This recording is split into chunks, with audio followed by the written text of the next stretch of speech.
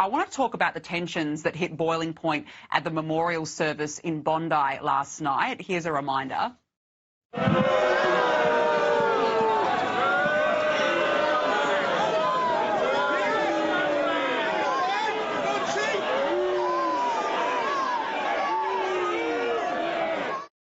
mean, no wonder there were boos yesterday. What does this say? I think it says that people are fed up and disgusted by what is probably the worst failure of leadership I've seen in my entire life.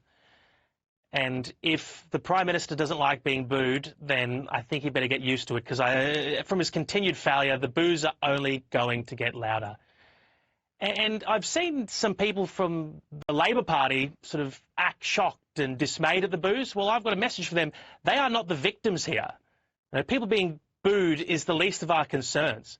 What we've got is a country that is now struggling in the aftermath of the worst ever terrorist attack, and we've got a government that cannot even name the cause, which was radical Islamic terror.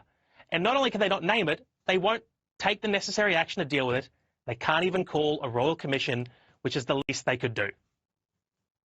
Let's talk about the changes to the gun laws. New South Wales Labor recalled Parliament today, introducing gun reform as well as protest reforms, but there's a coalition split on that. The Liberals are backing the bill but condemning it as weak and poorly consulted. The Nationals rejecting it outright as failing to tackle anti-Semitism or the causes of that attack. On a federal level, Sean, Anthony Albanese is yet to recall Parliament. Now, it's my understanding that he's likely to do that by mid-January. One Nation leader, Pauline Hanson, has been very open about radical Islam. She won't be in Parliament should it be recalled in January, because she's still suspended, of course, for wearing the burqa. But hasn't she proven why there needs to be an open debate on this issue of radical Islam?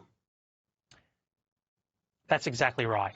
Since she was re-elected since she was brought back to Parliament in 2016, no one has been more vocal on the threat posed to Australia by radical Islamic extremism than Senator Hanson. And no one's been more open to listening to the Jewish community's concerns. And if you look, the record will show that in 2023, Senator Hanson wore a Jewish prayer shawl and gave a speech in Parliament, standing in solidarity with the Australian Jewish community. In 2024, she wore a Jewish scarf, and she was also kicked out of the Senate for that. To see her then banned again for attempting to introduce legislation, she wasn't going to debate it, she just wanted to introduce it, to deal with the rift you see in our community caused by the burqa and the security risk caused by full-face coverings, for them to then ban her for 7 days and then recall Parliament to debate some of the very issues that she was warning about without her being there would be totally inappropriate. So we will be asking the other parties in the Senate to overturn that ban, to allow her to contribute, as all elected members should be allowed to contribute on extremely important matters such as this.